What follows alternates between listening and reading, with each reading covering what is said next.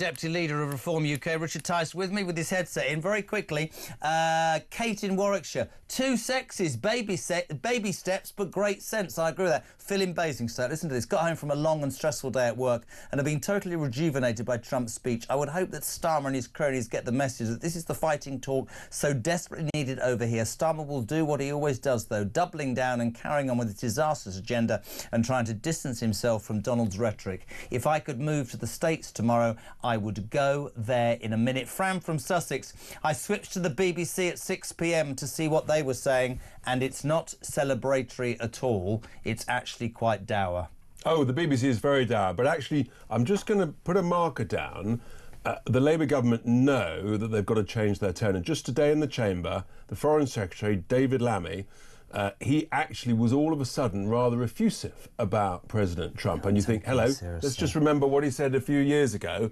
So they know they're on the back foot. They know they've got to change the language. I love this country, and I want the United Kingdom to be successful. That's why, and I don't lie, I voted for reform, and I mean that. But I almost also want him to punish Starmer, but I don't want it to affect the country. 7 minutes to 7. Let's go to the phone lines. We'll go to Sussex. Charles, you're on Talk Drive with myself and Richard Tice. What you got? Hi, Jeremy. Hi, Richard. Hope you're both well. Just a question. Now that we've got Donald Trump saying drill, baby, drill, what exactly are Ed Millipede and Keir Starmer going to do about the 0.00001% we contribute towards the saving of global warming?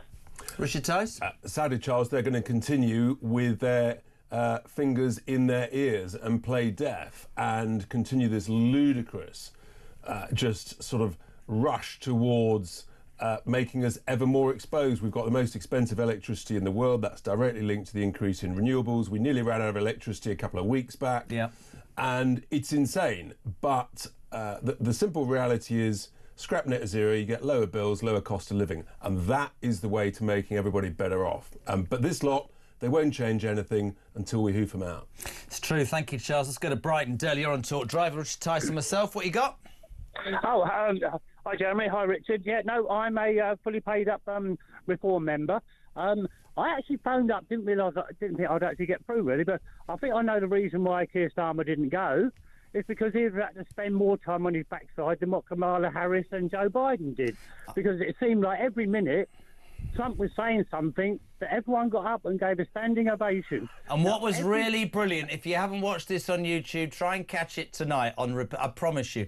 Right next to Kamala Po-faced Harris was a woman in green who was patently a Republican who jumped up every 30 seconds and went like that. The look on their faces was just... Basically, what he came on and said was, I'm going to destroy everything that you've set up in the next 4 years. Thank you very much indeed for nothing. Joe Biden still sat there with a smile on his face, though. I'm convinced he's happy to be out of it. Oh, well, the question is, did he know where he was? Did he know what was going on? No, but you know what? I used to be like you on that. But you know something? I'm angry with those people and his family for putting him through that. Oh. If an 82-year-old man, they should respect the 50 years he did. Agree with them or don't agree with him. When the truth comes out about, what really went on, and you talk about cover-ups, what they covered up, I mean, just truly shocking. Thank you so much indeed to Del.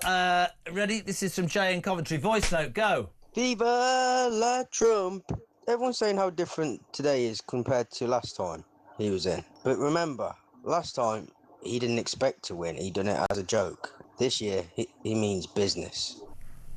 He really does mean business, yeah. And that's why the quality of his executive team is as strong as we've known, and they are ready, and they're going to hit the ground running.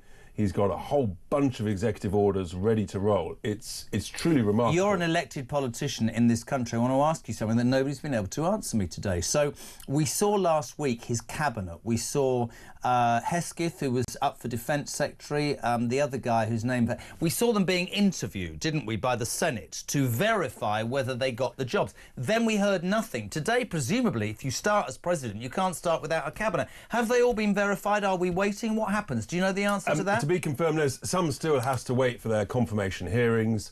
But look, I'm convinced they'll all be confirmed. He basically controls the whole of Congress. Yep. He controls both houses. And frankly, anybody that votes against one of his proposals, I suspect they might find it rather hard to get elected next time they put themselves in front of the voters. So here's a million. But the great thing is they're ready to go, and I just think you will see a quantity and pace of change that will shock everybody. And within that remarkable speech, renaming the Gulf of Mexico the Gulf of America. I mean, I'm wondering sort of what games we could play with that. That'd be quite fun. The Channel Tunnel, the British Channel, and it's ours, there's all and you're not sorts of coming things. in your boat. And then, what he said about the Panama Canal. Yes. Again, remarkable. 38,000 lives lost. Most people would have no idea about that. And what he's basically saying is, he's putting American interests first, and we need leadership in this country that does the same. How could you not be inspired by somebody who says, I'm going to make your lives financially better, more secure, I'm going to make us stronger on the world stage, I'm going to give you what you're missing out. That's why people voted for him, even if they didn't actually like his personality. Yeah. Because people at the end of the day said, who's going to make me better off? Yeah. And it's the same, that's what we've got to ensure here, that people say, who's going to make me better off? Who's going to create more growth, more jobs, more money in my pocket at the end of the week? And who's going to stop all those idle people sitting on their backsides, creaming off the state? And we've had enough of it. We're just done with it. And isn't it interesting as well, on the basis of Trump, and we've only got a minute left, isn't it interesting that actually those things that Reform and other politicians are now talking about, immigration, cost of living, looking after our own, charity begins at home, blah, blah, blah, security, isn't it interesting that in years gone by that was deemed racist or xenophobic, whatever it was, now it's OK, and Trump is saying it's OK to say that, and the left won't like it, but I think it's a very important point. It is OK, it should always have been OK, but we allowed the establishment with their warm weasel waffly words basically to get on top of the British people, and we've got to turn that around.